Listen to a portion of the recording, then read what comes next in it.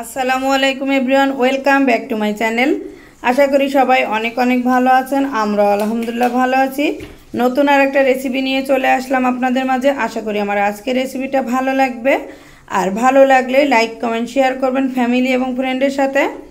চলুন তাহলে দেখে আসা যাক আমাদের আজকের রেসিপিতে কী আছে। আমাদের আজকের রেসিপি হলো খাসির মগজ ভুনা। আপনারা চাইলে গরু কিংবা খাসির মগজ নিয়ে কিন্তু এই রান্নাটা করতে পারেন। তো চলুন আমি কিভাবে রান্না করি সেটাই দেখাবো। তো এখানে আমি সব মশলা নিয়েছি আর মগজটা আমি খুব ভালো করে ক্লিন করে নিয়েছি। এখন আমি রান্না শুরু করব। তা রান্নার শুরুতে হাঁড়ির মধ্যে আমি দিয়ে দিলাম হাফ কাপ পরিমাণ তেল। এর মধ্যে দিয়ে দিলাম 2 টুকরা তেজপাতা, 1 টুকরা দারচিনি, 2টা সবুজ এলাচ, 4-5টা লবঙ্গ, 10-12টা গোলমরিচ দিয়ে আমি একটু ভেজে নিলাম। তার মধ্যে দিয়ে দিব 2টা শুকনো মরিচ। তো শুকনো মরিচটা আমি ভেজে নিয়েছি। তার মধ্যে দিয়ে দিলাম 1 কাপ পরিমাণ পেঁয়াজ কুচি। পেঁয়াজটা আমি খুব ভালো করে ভেজে ব্রাউন কালার করে নিব। তো ব্রাউন কালার করে নেওয়া হয়ে গেছে। এখন আমি সব ধরনের গুঁড়া মশলাটা দিয়ে দিব। এখানে আমি মরিচ দিয়েছি 1 টেবিল চামচ, হলুদ দিয়েছি হাফ চা চামচ,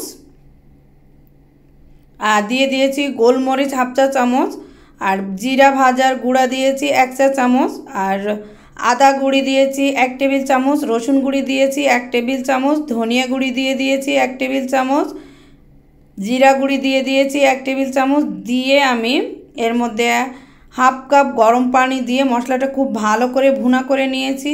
আর এভাবে পানি দিয়ে কিন্তু ভুনা করে তারপর ঢাকনা দিয়ে ঢেকে আমি 5 মিনিট রান্না করে নিব। এতে করে মশলার কাঁচা গন্ধটা চলে যাবে। আর দেখতে পাচ্ছেন মশলার উপরে তেলটা ভেসে উঠেছে।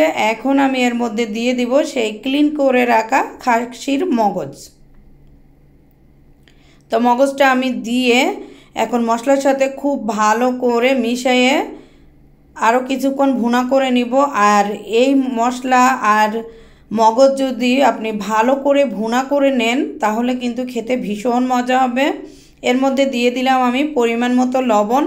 লবণটা দিয়ে আমি আরও ভালো করে ভুনা করে নিব। আর এটা যত ভালো করে ভুনা করে নেবেন ততটাই টেস্টি হবে। এটা কিন্তু রুটি ভাত সব কিছুর সাথে খাওয়া যায়। তো 10 মিনিট আমি লো আঁচে এটা রান্না করে নিব। তো 10 মিনিট আমার হয়ে গেছে। এখন আমি আবারও নাড়াচাড়া করে খুব ভালো করে মিশিয়ে নিচ্ছি সব কিছুর সাথে। এবার আমি এখানে 1.5 কাপ পরিমাণ পানি দিয়ে দিলাম। পানিটা দিয়ে আমি আবারও মিশিয়ে নিচ্ছি। তারপর আমি ঢাকনা দিয়ে ঢেকে রান্না হওয়া পর্যন্ত অপেক্ষা করব। তো আমার মগজটা রান্না করা হয়ে গেছে। আমি আবারও নাড়াচাড়া করে প্রায় 5 মিনিটের মতো ভুনা করে নিব। এতে করে আমার মগজটার উপরে তেল ভেসে উঠবে, দেখতেও অনেক সুন্দর হবে আর খেতেও অনেক টেস্টি হবে। আর আমার মগজ রান্নাটা কিন্তু অনেক বেশি টেস্টি হয়েছিল। আর এটা আমার সাহেবের অনেক বেশি পছন্দের। দেখতেই পাচ্ছেন কালারটা কত সুন্দর হয়ে এসেছে।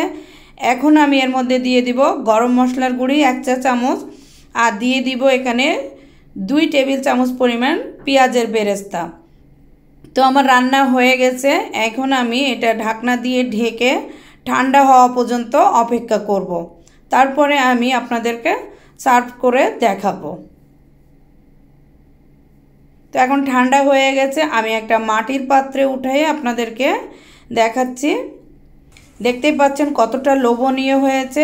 আর আমার রেসিপিটা যদি ফলো করে আপনি রান্না করেন দেখবেন অনেক বেশি টেস্টি হবে। সামনে যেহেতু কোরবানি ঈদ, একবার হলেও ট্রাই করবেন। আজ এখানে বিদায় নিচ্ছি। দেখা হবে অন্য কোনো ভিডিওতে। আল্লাহ হাফেজ। আসসালামু আলাইকুম।